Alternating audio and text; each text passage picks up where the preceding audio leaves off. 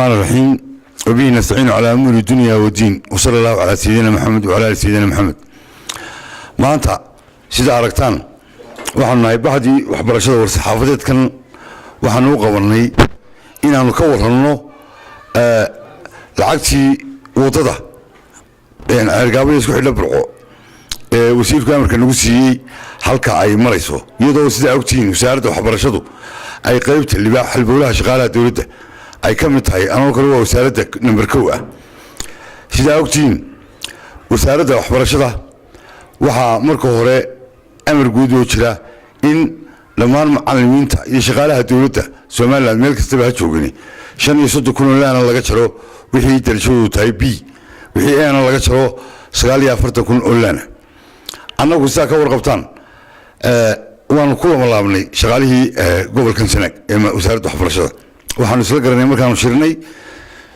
shirka jaraa'id ogeydeen inaan laba laab iska jirno bil kasta waxa kale oo yaalay go'aana arday kastaba in 3 bilood laga qaado $1 taana waxaan ballan qaadnay ardayda gobolka Sanaag maadaama ay tahay wadadu mid u gaar gobolkan in ardaydu ay bixiso bil walba 6 bilood oo ay laba laab iyadana taa ka dhigto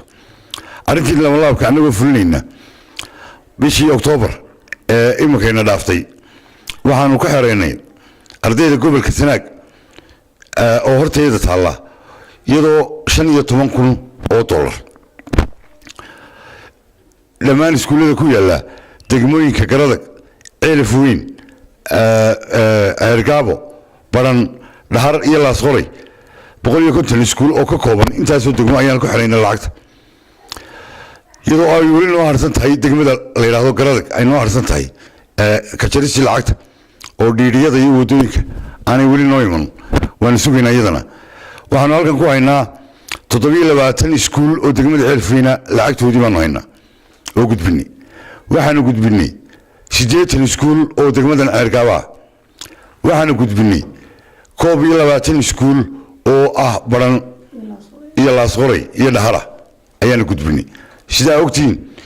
iskuulada iyadu waxa weeye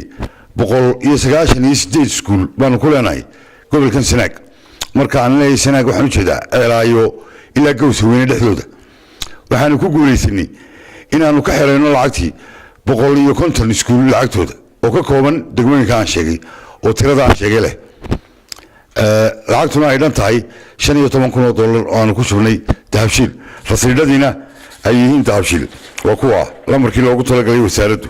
ayaan ku shubnay ee wasiirku nagu soo amartay intaasu waa intaa waxaan intaa idin raacinayaa bishan oo qura maaha sidaasaan isu dabin gelin doonaa muddada 6 bilooda waxaan u mahadnaqayaa ardayda iyo macallimiinta iyo maamulayaasha degdega u soo gudbiyay waxaan gaar ahaan aad ugu mahadnaqayaa oo jira oo idinkana idin sheegina in ay jiraan 2 iskuul aanu ka hayno 3 bilood aanu ka hayno qaarartu iyo iskuulka dhalax leeyahay si gaar ah baan ugu mahadnaqaynaa iyaga waxaanu ka qabanay 3 bilood ayay noo soo qadimeen oo aanu ka haynaa maamulayaasha iyo macallimiinta heeganka oo ah shaqadan in la fuliya aan haryaabeen ka saxan waa ogtiin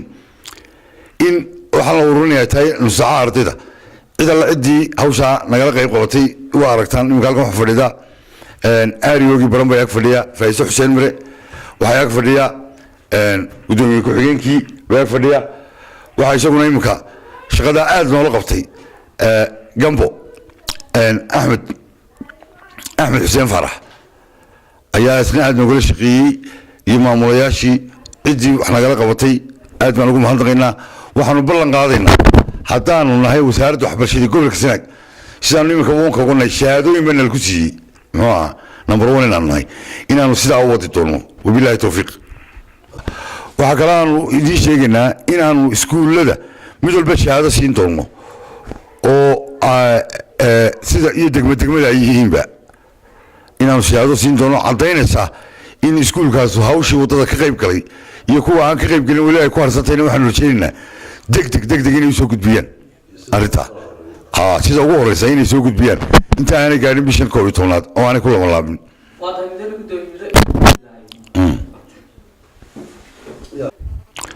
waxaan kaloo shirkan jiraad doonaya inaan idinku caddeeyo lacagtaa $15,000 ee aanu dhignay dahabshiil taallaa inay dhammaanteed tahay lacagtii ka timi nus saacaha ciyaal iskuulka ka dhigta gobolka Sanaag degmooyinkii aan soo sheegay macallimiintu tii sharcigana looga jiray taan loo laabnayba waxaanu dhignay 44 milyan baanka Jamhuuriyadda Soomaaliland laantiisa Ceergaabo ayay taallaa